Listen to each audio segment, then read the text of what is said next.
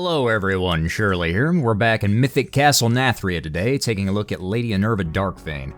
We did this boss a couple of weeks ago at this point, and we did it after Zymox. I would definitely recommend you do this one first, because Zymox is a rough fight. But Lady Inerva Darkvein is pretty fun for an arms warrior. We do pretty well here for a lot of reasons, but we're going to go ahead and jump right into this one. Our strategy off the pull is just to nuke the boss. All of our healers are attacking, all that good stuff.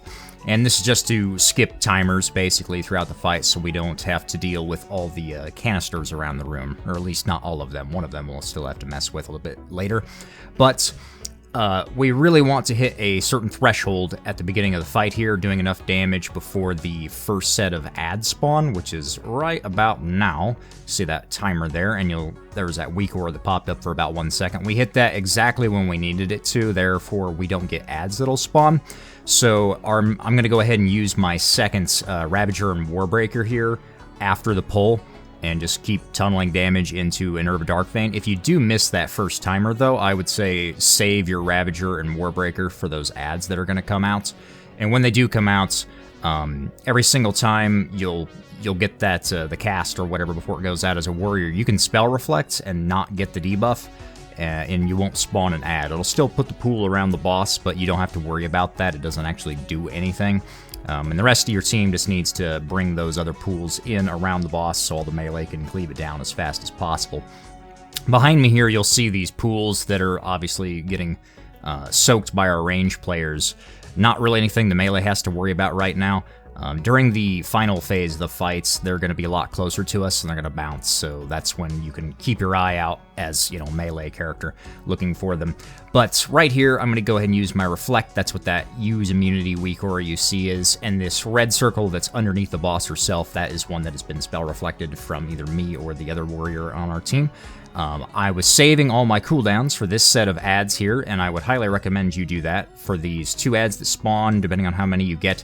I'm going to go ahead and pre-drop my Ravager when there's about 2 seconds left on that debuff. Unfortunately, I do get the line thing here during those ads, so I couldn't do top or full damage on them, but we got to jump out and cut those beams, and there's 4 of them on Mythic instead of 3, so you just got to, you know, kind of pre-plan how you're going to angle yourself to get all the circles broken at the same time. But when those ads do come out, I wanted to say that you should be prioritizing, after you drop Ravager and Warbreaker and you got Sweeping Strikes up, you want to prioritize the little ad first that's doing the casting, because, well, you need to kick it for one, but also it's got less health, so I'm going to be sweeping condemns off of that guy as long as I possibly can, and then as soon as it hits 80%, I'm going to immediately swap to the big guy and sweeping strikes condemn on him down to 80%, and you're going to see it again right here. So I'm going to start on him, condemn him down, swap over to him, get a couple more condemns during that window down, and then I'm going to swap back to the little guy here because he's going to be right about 35%, perfect timing to continue to execute.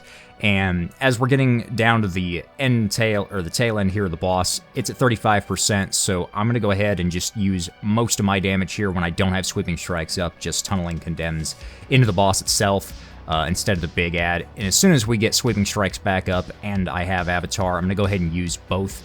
Anytime you can cleave, that's when you're going to be wanting to use your cooldowns in this encounter. We are rotating around the room here because these pools that are... I never rotate my camera around, but it gets pretty messy in the middle of the room here. This is just to help the range out and make things a little bit cleaner for breaking those orbs that go out later on. Now, there's another damage threshold, basically, that you can break. It's not super important, but we broke it right here. Where you skip another set of ads towards the end of the fight. So I'm going to go ahead and use my Ravager and Warbreaker right here during this end phase instead of waiting for ads, because we're in execute and it's worth, you know, the chance to just tunnel more condemns with a recklessness proc. If you do get ads there, or you're about to get ads there, then yes, I would still save all your cooldowns until it's, you know, at least under 10% health, and it's kind of play it by ear. How's your raid team's health doing and all that stuff. And as we get down to the last phase here, these beams are going to start rotating around the middle of the room. Another reason why we're rotating around the outside instead of being in the middle there is just to avoid these They do hurt a lot, even the beams coming off the players themselves, so try not to get clipped by those. And this is where the little soaks will bounce, and they always bounce to the middle of the room as well, so things get pretty dangerous for your range towards the end of the fight here. But as the boss is really low health, I'm just cycling cooldowns during execute phase. We do get one last set of adds here.